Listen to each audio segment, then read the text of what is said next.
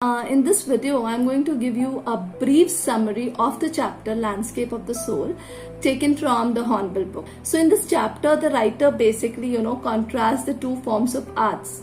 And they're the Chinese art and the European art. So what does he do is the author takes two different stories, and with the help of that, he wants to explain to the readers the beauty of these two forms of arts. So in China during the 8th century, there was the Tang Emperor. The name of the emperor was Xuanzong, and he commissioned a painter by the name of Wu Daozi. So the purpose of commissioning him was that he wanted the painter to decorate a wall in the palace. So when the painting was done and the emperor was called to look at the painting, the emperor noticed the outer appearance of the painting. He appreciated all the things that were expressed in the painting, but the painter drew his attention to a cave which was situated at the foot of the mountain. The painter told the emperor that he would be taking the emperor inside this cave. So the painter entered the cave, and the moment the painter entered the cave, the entrance closed behind him and the emperor couldn't enter the wall. So the moment the door closed behind him, the painter clapped his hands and the painting on the wall was gone. And so was the painter. So after that, nobody happened to see that painter again. Then the author also tells us about a second story where a painter was not ready to draw an eye of a dragon because he feared that if he would draw the eye of the dragon would fly out of the painting. Then the author talks about another story to represent a European form.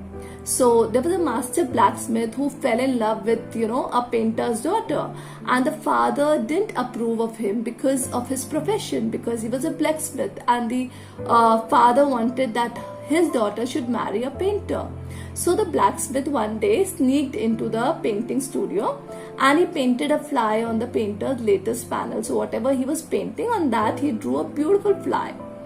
So the fly seemed so real that the painter tried to hit it at first before realizing that it was actually a painting. So finally the painter accepted the blacksmith as a trainee in his studio, and the blacksmith finally got married with the painter's daughter, and later on he became one of the famous painters of his time. So these stories actually reveal as to how art form is believed to be followed in two different regions in the world.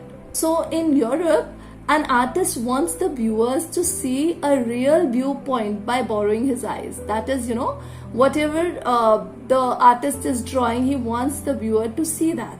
The art must be perfect and must be illusion likeness, that somebody looks at it and believes that it's actually real. But in China, the artist doesn't paint a real one, but uses his inner and spiritual voice.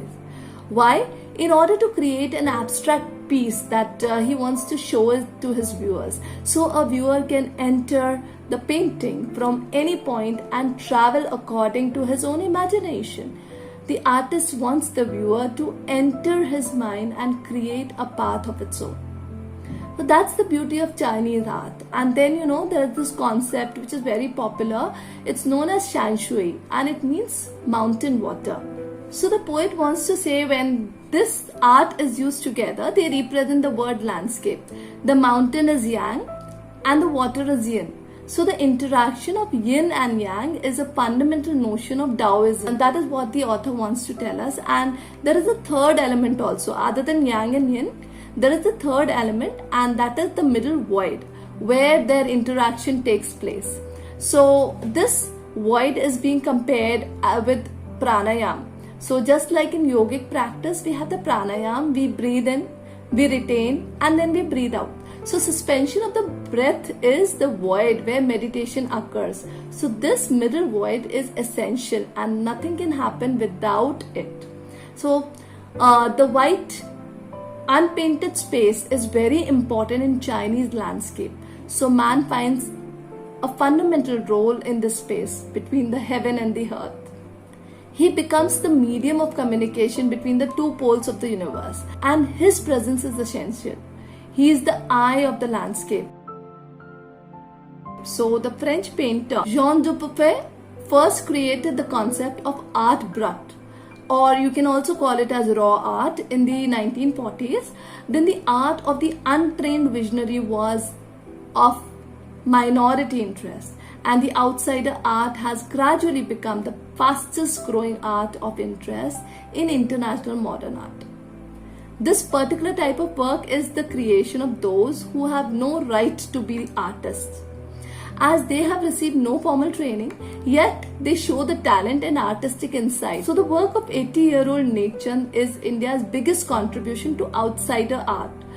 If you've been to Rock Garden at Chandigarh, you would see that he has sculpted a garden with stone and recycled materials. The recently released 50th scene, Spring 2005 of Raw Vision, that is a UK-based magazine pioneer, in Outsider Art magazine, had featured, Nekchand and his rock garden sculpture, Women by the Waterfall, on its anniversary issues cover.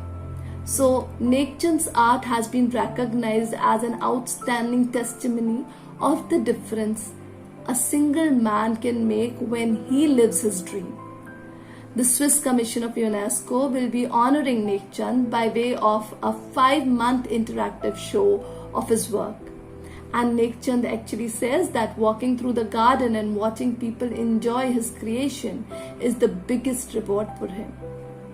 That's all for today. In case of any doubts or queries, you can drop us a message on Instagram, or you can also drop them in the comment section below. I'll revert to them as soon as possible. See you in the